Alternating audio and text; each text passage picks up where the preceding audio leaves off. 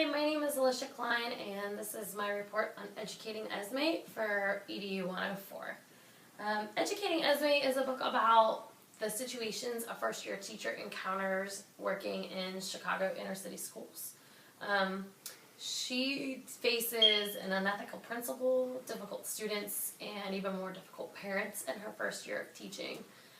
First, we'll talk about her principal. Esme's principal was unethical in pretty much every way. He never even learned to pronounce her name correctly. He was always interested in fine details and not the overall picture of the student's well-being or educational experience.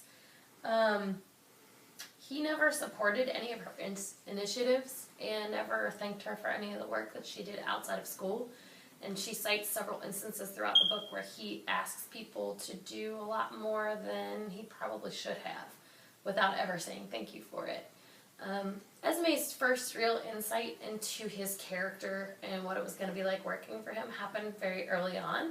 And in this excerpt read by my dog Jake, you will kind of see what kind of person Mr. Turner really was. There was a meeting at the community center so everyone could meet the teachers of the new school. We were introduced one by one and then stood up behind Mr. Turner. When we were all assembled, it was apparent that there was a disproportionate amount of 20-something slender white girls wearing short, albeit professional skirts.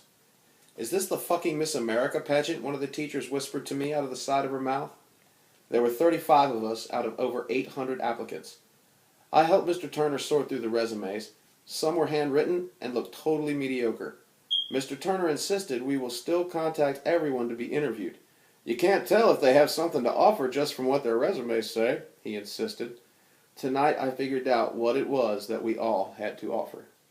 Esme also dealt with some really difficult students. Most of her students came from very low-income families in a neighborhood plagued with gang violence.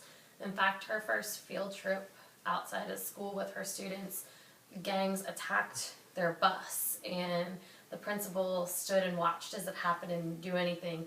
And one of the students Esme recognized as a student from her school.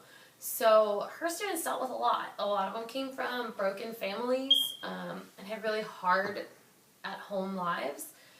There were a lot of cases of abuse, just difficult things for children to deal with at all. So this excerpt actually kind of describes the attitude of her students about halfway through the school year. It's actually my favorite passage of the whole book. And again, I'm going to have Jake read to you from Educating Esme.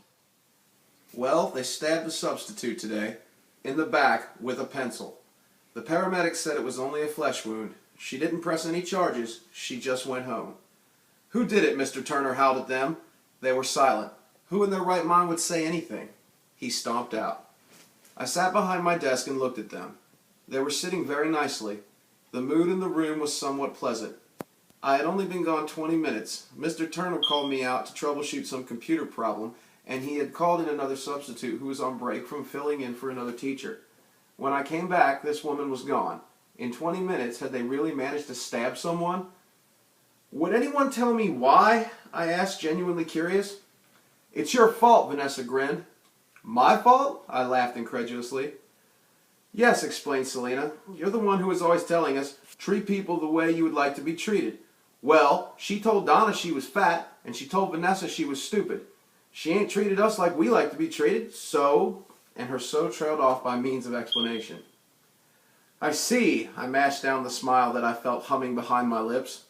"But I wonder, did you treat her as she would like to be treated when you stabbed her in the back?" "With a pencil," offered Kirk. "Yes, thank you, Kirk, with a pencil." "She didn't die," Vanessa reminded me. "No, she didn't. You only wounded her. You didn't kill her. Very good." I tried to be encouraging. "But there seems to be some misunderstanding, you see. You must treat people as you would like to be treated, even in the event that they are ignorant and don't treat you as you would like to be treated. That's the tricky part. You must follow the golden rule even if you think they are stupid. Even if they don't follow the golden rule, you don't bring yourself down to their level." The children now hung their heads. "I'm sorry. I should have explained it more clearly. Perhaps this is my fault," I suggested. A heavy silence hung. "We'll do better next time," Vanessa called out brightly. "Yeah, we got it now," said Kirk. "We're sorry." "Don't say you're sorry to me," I said. "I'm not the one with a pencil stuck in my back." The children laughed at this, reminiscing briefly about the humor in seeing a pencil in someone's back, and began working industriously from their TTWE texts. From behind my desk, I stared at them, wondering whether to be afraid.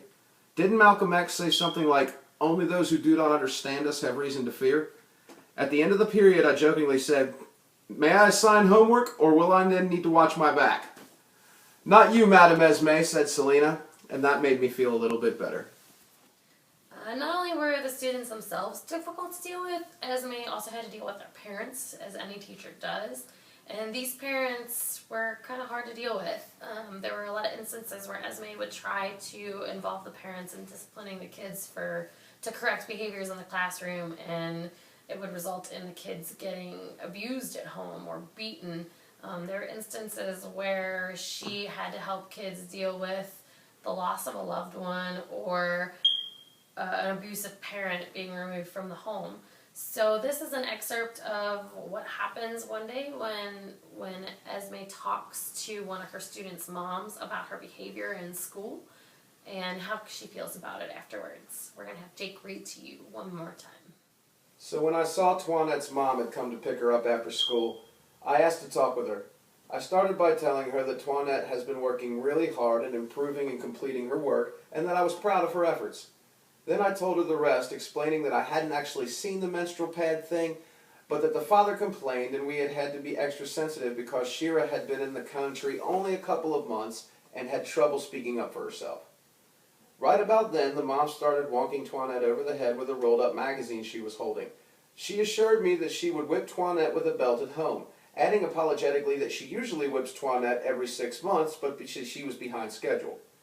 When I suggested that perhaps a belt would not be effective in changing Toinette's attitude, the mom assured me, "Toinette's attitude gonna change after this, believe you me. You won't have no more problems with this girl." Toinette was hysterical and denying everything. Mom called her a big dork and other things. It was very depressing and I felt very responsible. I acted calm, but when they left, I dry heaved into a wastebasket. I felt like hell. I hope Toinette doesn't shoot me tomorrow for telling on her.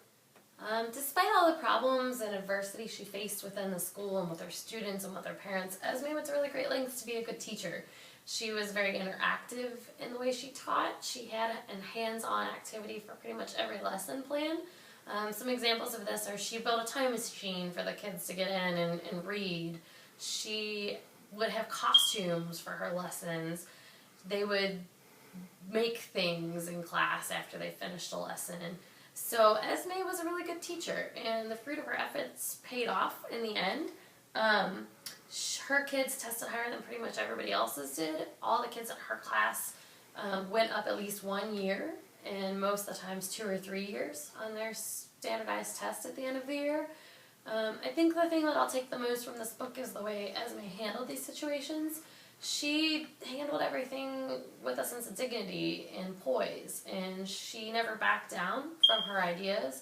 She never let the attitude of being okay with mediocrity from the other teachers and her administration wear off on her. She maintained a sense of self against all the odds. I hope that when I'm a teacher, I can be as creative as Esme and as collected in such high-pressure situations. Thanks.